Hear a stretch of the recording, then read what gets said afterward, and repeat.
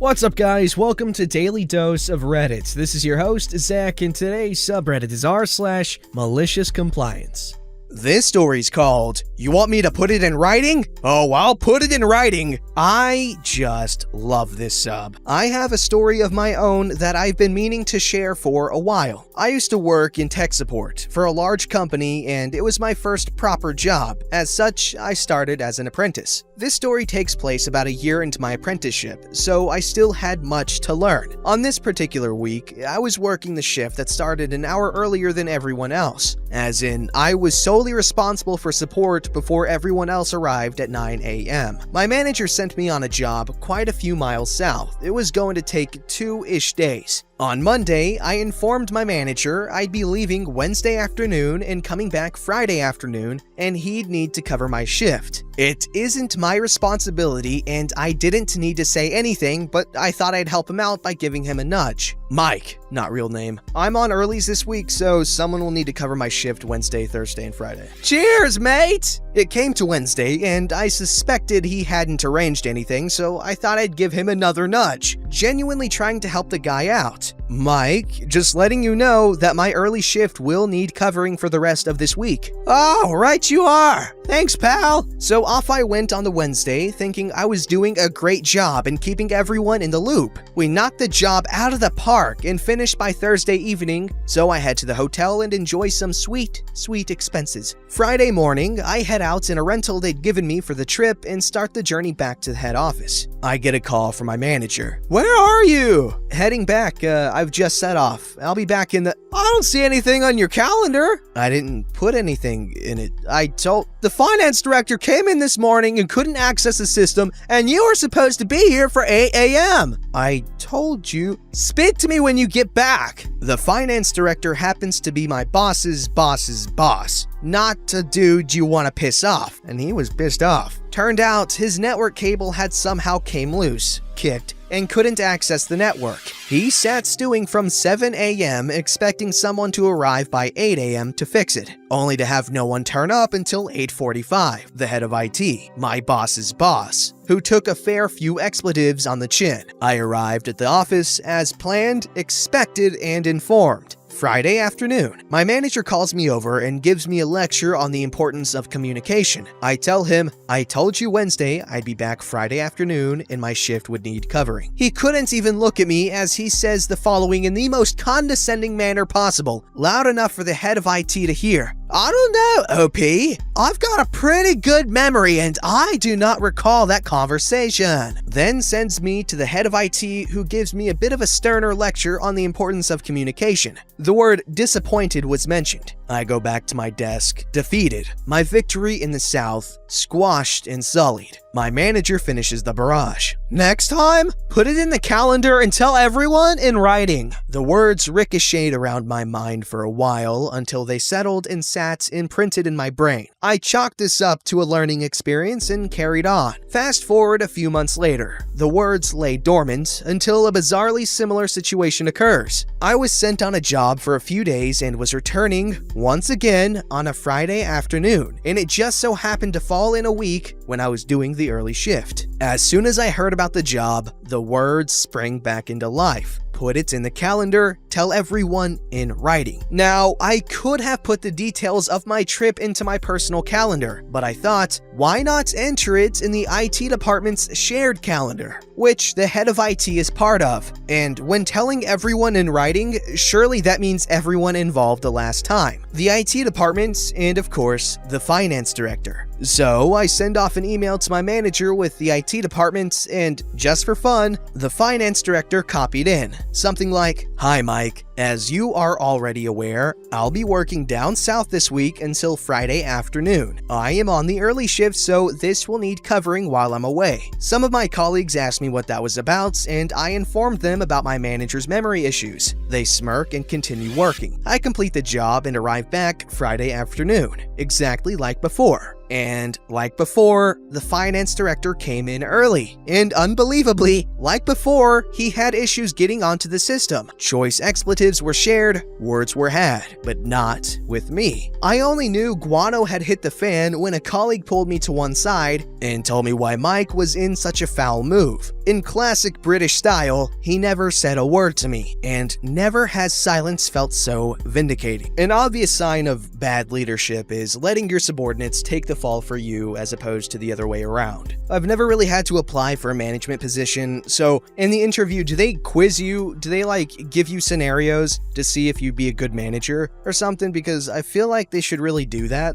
Alrighty, this story's called If It's on the Planogram, Put It Up. I spent several years working at a big box retail store in a small Midwestern town in our cellular phones department. On slow days in the afternoon before the main rush, I would help set up fixtures and displays throughout the sales floor. A lot of the store planograms, or diagrams to set up product, are computer generated based on the previous year's sales figures and foot traffic. For instance, say your store sold a lot of sunscreen, sunflower seeds, and condoms during the annual state football tournament. Another story for another subreddit. The computer would create a planogram, or an end cap or display, to show such items, hoping to generate more sales. The computer would come up with wild combinations that apparently worked so well that when we brought up the bizarre nature of some of the planograms to our leadership, they just shrug and say, "If it's on the planogram, put it up." You see where I'm going with this? Now, let's set the stage. Our store neighbors a large fairground that houses one of the largest annual powwows in the world, where tens of thousands of folks from around the world come to participate. This powwow has some truly amazing shows and events from the surrounding local and regional indigenous tribes, but like any other major event, there are some bad apples. One of the go-to highs in the area is huffing cans of compressed air, and our store routinely sold out during this time, and we sometimes got yelled at for having none on the shelves and would call other stores to see if they had any. Unfortunately, huffing, drug use, and public drunkenness became synonymous with the powwow by the non-indigenous locals rather than a great cultural exchange. The dancing ceremonies in particular are quite impressive, beautiful, and clearly take a lot of time and effort to put together. So the last year I worked at the store, it was the week of the powwow, and I got asked to help set up a computer-generated stack base, floor pallet loaded with product. The stack base consisted of disposable cameras, micro cassette tapes, and, I crap you not, cans of compressed air. Apparently, those were our largest sellers the year before. Edit. This was about 10 to 13 years ago, and camera phones were not as widely available, so I guess people used recorders to record the music on microcassettes. Not wanting to be accused of racist corporate-sponsored high-pushing, I showed the planogram to my direct manager, codenamed Papa Bear, and suggested we swap out the cans of compressed air for obvious reasons. Papa Bear, not wanting to be bothered playing Chip's Challenge and Ski Free on the old manager computer in his office, sighed in annoyance and gave me the same old line. "If it's on the planogram, put it out. The computer knows best, so get it done." Papa Bear was not my favorite boss at all, as his leadership style consisted of waddling out of his office, barking orders, then waddling back like a penguin. For instance, Papa Bear loved getting on our cases for not parking in the wee backlot where employees should park, even when it's icy out, but has no problem parking his sports car in the front because leadership earned those spots. In short, he earned the malicious compliance he was about to get, especially since he knew what was on the planogram and heard my specific concerns about how it would be perceived. Not wanting to lose my job and seeing a chance for malicious compliance, I smiled and said, "You got it, boss," and went out to ensure his orders were followed. I was working with a coworker who we'll name Oscar, and he witnessed the exchange I had with Papa Bear, whom Oscar didn't like either. Oscar and I assembled the stack base with the cans of compressed air. Bulk packs no less, for longer enjoyment, in the back stock room, as our plan was to run it to the floor on a pallet jack, drop it off, and run.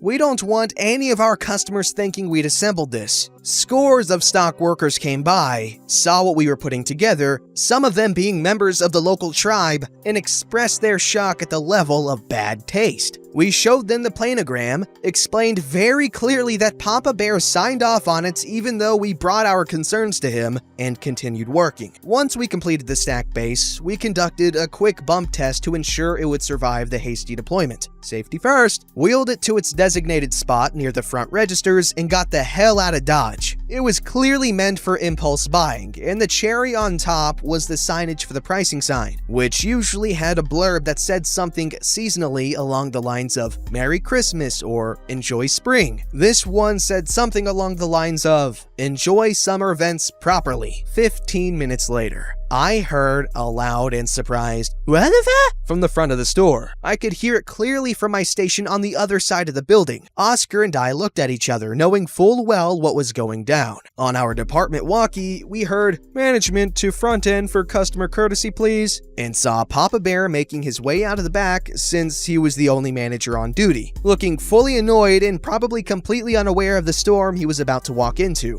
We could hear the shouting from the rightfully so ticked-off client. Papa Bear was accused of just about everything from racism to being a corporate shill. I don't think we heard him get a single word in. We wanted to feel bad for the customer and the first employee who responded, but knowing Papa Bear was being dished a much-needed punishment for not listening to his subordinates when they brought up a genuine concern was very satisfying, almost glorious. Within a minute, we saw a backroom employee take a pallet jack on the floor and wheel the stack base of shame back to the stockroom to be fixed. An hour later, a co-manager, Papa Bear's right hand and an OK boss, came out and asked what happened as it was our names that assembled the stack base. We explained that we went to Papa Bear with our concerns and he told us to assemble it anyway, so we did as we were told. The co-manager nodded in agreement as he had heard the same from others who saw us assembling the stack base and expressed their concerns. Apparently, the customer filed a complaint with corporate, and so leadership was checking the cameras and everything to get a timeline of the events. The co-manager told us we did exactly as we should have by informing management of our concerns and doing our job when told to, and then walked back. That was the last Oscar and I heard of the incident, other than a new policy that computer-generated planograms had to be vetted by management first. Papa Bear kept his job, but my stories of him do not end there. Let me know if you want to hear more. First things first, cultural events are so cool. Alright, no matter what culture. For instance, when I went to the Renaissance Festival, there was a lot of Polish stuff in one area, and it was really cool. But yeah, peddling drugs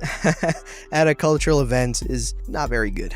This story is called, "Oh, you're getting scammed? I won't help you then." About 2 years ago, I worked for a bank, helping people over the phone. We started noticing a lot of scams going on with iTunes. People would call in saying somebody instructed them to buy a $200 to $500 iTunes gift card for various reasons. I answered the phone one day for an entitled man, and this is how it went. "Hello, thank you for calling Kernington. My name is OP. Thank you for coming in, fully verified. How can I help you?" "Hello, yes, I need you to unlock my card to allow me to make a big purchase." "May I ask what you're trying to purchase?" I look through his transaction history and I see 2 $500 charges that were declined, and his card was flagged for fraud. They were iTunes gift cards. "Yes, I'm trying to purchase 2 $500 gift cards. A man called me and told me I want a free trip to Disney. I'm going to take my grandson, but I have to send him $1,000 to pay for our flights." At this point, my heart sunk. This man thought he was going to get free tickets to Disney for his grandson,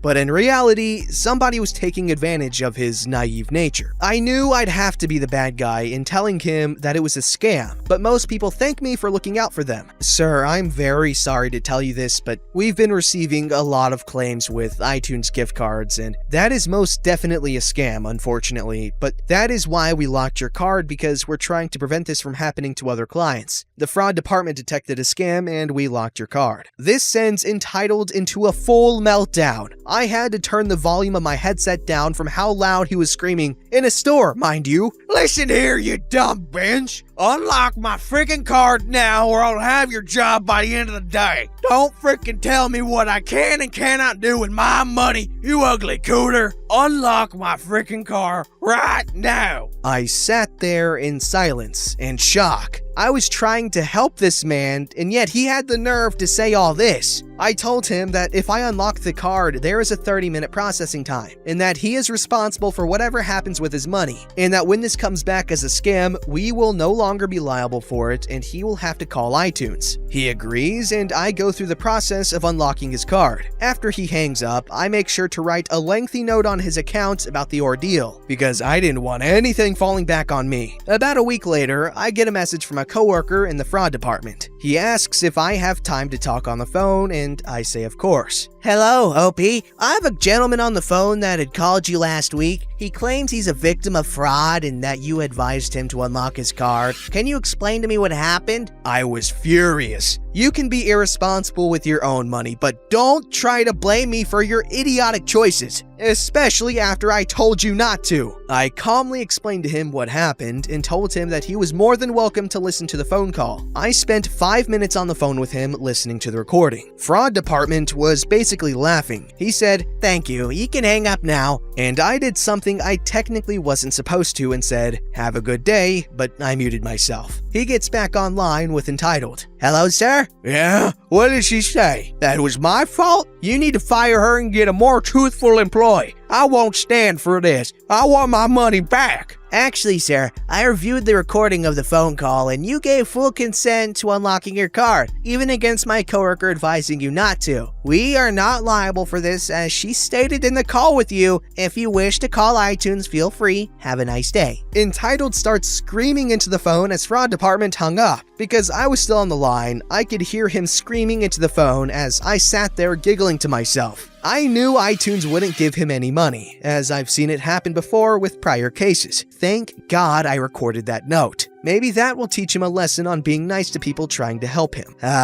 You know what they say. I mean, I don't, but you guys probably do. Don't forget to like, subscribe, and hit that bell to never miss an episode.